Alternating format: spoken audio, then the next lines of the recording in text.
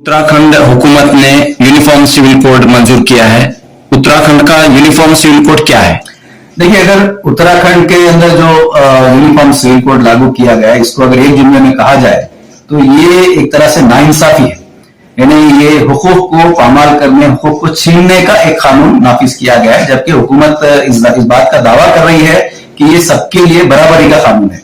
ये इनके इस स्टेटमेंट को इस बात से कॉन्ट्रडिक्ट करता है कि इसमें जो मुसलमानों की जो शरीयत है उसको पूरी तरह से खत्म कर दिया गया। यहाँ मुसलमानों को जो निकाह के लिए इजाजतें थी, जो खुला का मामला है, जो तलाक का मामला है, जो विरासत की तकसीम का मामला है, ये सारी चीजों को मनसूख करके अब एक ऐसा कानून बना दिया गया है जिसके तहत सारी चीजें सब तमाम मजहब के लोगों को एक जैसा इख्तियार दिया गया है कि वो अपने शादी ब्याह के मामला, अपनी विरासत के मामला अपनी शरीयत से न करते हुए इस वक्त जो कानून बनाया गया उसके तहत करेंगे। एक चीज। दूसरी चीज ये है कि इस मुल्क के अंदर यही जो चर्चा चल रहा है कई वर्षों से, हिंदुस्तान की आजादी से लेकर मुसलसल ये चर्चा चल रहा है ये कानून बनाने वाला जी। तो उस वक्त जो ड्राफ्टिंग कमेटी थी जिसने कानून बनाया, तो उन्होंने जो है इसको डायरेक्टिव प्रिंसिपल्स में रखा है, जबकि ये फंडामेंटल राइट्स में आता ही नहीं।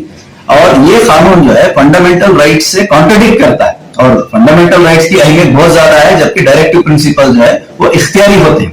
तो इख्तियारी चीज पर जो है आप फंडामेंटल राइट्स को छीनने का जो काम कर रहे हैं, ये खुद बेसिकली इलीगल है, गैर कानूनी है। इसको अगर किसी भी कोर्ट में आप चैलेंज करेंगे तो वहां जो डोमिनेंसी रहेगी वो फंडामेंटल राइट्स की रहेगी, डायरेक्टिव प्रिंसिपल्स की नहीं हो सकती।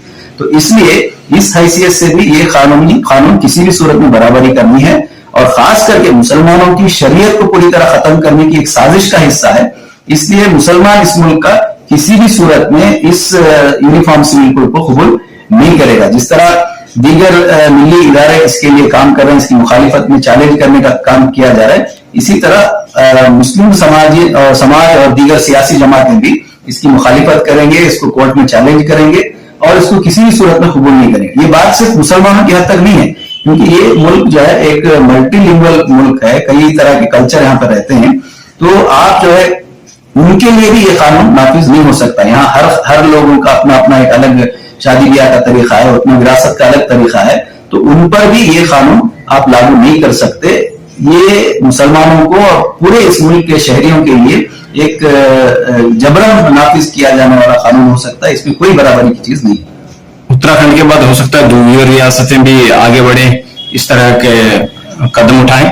नहीं, देखिए, ये करने की तो कोशिश हो सकती है, लेकिन उत्तराखंड का खुद कानून ये कितने दिन बाकी रहेगा इसकी कोई गारंटी नहीं। इसलिए कि जैसा कि मैं कह रहा हूं कि ये कानून से टकराता है, फंडामेंटल राइट से टकराता है। जब कोर्ट में इसको चैलेंज किया जाएगा तो दूसरी रियासतें इसको नाफिज करने की हिम्मत नहीं कर सकती। अभी ये बात भी कंट्रोवर्शियल है कि नेशनल लेवल पर इसको इंप्लीमेंट किए बगैर कोई रियासत अपने लिए जो है इसको नाफिज कर सकती है, नहीं कर सकती है, इसमें भी जो है कानूनी इख्तिलाफात हैं।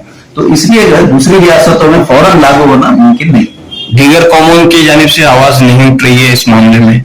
नहीं, उनको शायद उसका इस बात का अंदाजा नहीं हो पा रहा है कि इससे उनके एतकाद को भी कितना धक्का पहुंचने वाला है, और जो असल कौम जिनको इससे नुकसान पहुंचने वाला है उनकी आवाज को दबाया जा रहा है।